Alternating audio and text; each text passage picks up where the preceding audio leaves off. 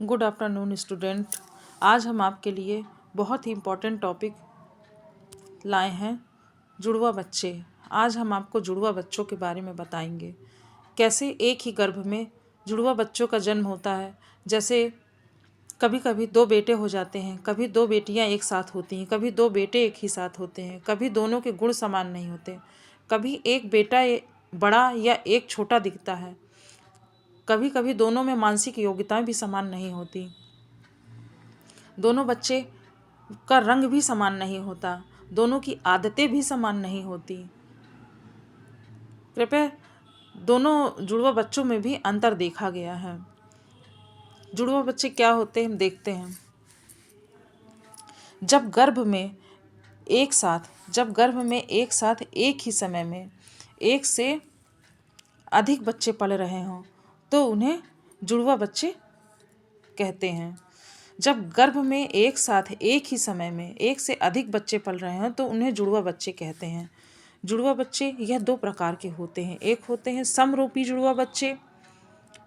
जुड़वा बच्चे जिसे आइडेंटिकल और यूनिवोलर ट्विंस कहते हैं, और दूसरे असमरूपी जुड़वा बच्चे जिसे नॉन आइडेंटिकल और बाइवोलर एंड फ्रेटर्नल ट्विंस भी कहते हैं। इसके कई नाम हैं, जैसे आइडेंटिकल ट्विंस या ऐसे करके आ जाएगा, या बाइवोलर ट्विंस के भी, या क्वेश्चन में ऐसे करके भेजा जाता है फ्रेटर्नल ट्विंस क्या होते हैं। तो समरूपी जुड़वा बच्चे या आइडेंटिकल ट्विंस क्या होते हैं। जब महिलाओं में, फीमेल्स में जब पीरियड स्टार्ट होते हैं तो इसका टाइम 28 से 32 दिन का होता है।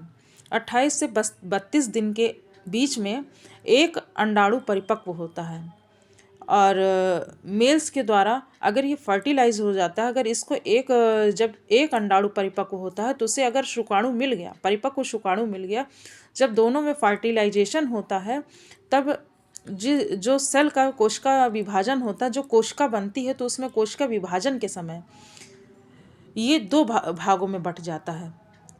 कोशिका विभाजन के समय जब ये एक ही बच्चेदानी में जब कोशिका विभाजन के समय दो भागों में बंट जाता है और एक ही प्लेसेंटा से दोनों को पोषण मिलने लग सकता है। कोशिका विभाजन के समय ये दो हो जाते हैं। अंडाणु एक ही रहता है, शुक्राणु एक ही रहता है, लेकिन जब इनमें कोशिका विभाजन होता है तो दो अलग अलग भागों में बंट जाते हैं। इसमें क्या होता है, ये एक ही बच्चेदानी होती है, प्लेसेंटा भी एक होता है, एक ही प्लेसेंटा से इनको पोषण मिल रहा होता है, और सेल विभाजन के समय ये अलग अलग हो जाते हैं। इसमें क्या होता है, या तो दोनों बेटे होंगे या तो दोनों बेटियां होंगी। इनके लिंग समान रहते हैं, या तो दोनों बेटे या तो दोनों बेटियां होती हैं। असमरूपी जुड़वा बच्चों में क्या होता है, नॉन आइडेंटिकल में, इसमें जब 28 दिनों में जब एक अंडाणु परिपक्व होता है तो एक अंडाणु की जगह दो अंडाणु परिपक्व हो जाते हैं। कभी कभी एक अंडाणु की जगह जब दो अंडाणु परिपक्व हो जाते हैं और अलग अलग शुक्राणु से फर्टिलाइज्ड हो जाते हैं,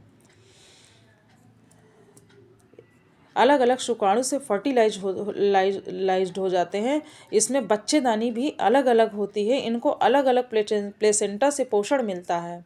इसमें क्या होता है, या तो दोनों बेटे भी हो सकते हैं, दोनों बेटियां भी हो सकती हैं, या एक बेटा या एक बेटी भी हो सकती है। इसमें दोनों के गुण समान भी हो सकते हैं और असमान भी हो सकते हैं। दोनों की मानसिक योग्यताएं समान भी हो सकती हैं और असमान भी हो सकती हैं। इसमें अलग अलग लिंग का निर्धारण भी हो सकता है, लिंग एक भी हो सकता है, अलग अलग भी हो सकता है। कृपया हमारे चैनल को लाइक करें, सब्सक्राइब करें। ऐसे ही वीडियो हम आपको आगे भी लाते रहेंगे।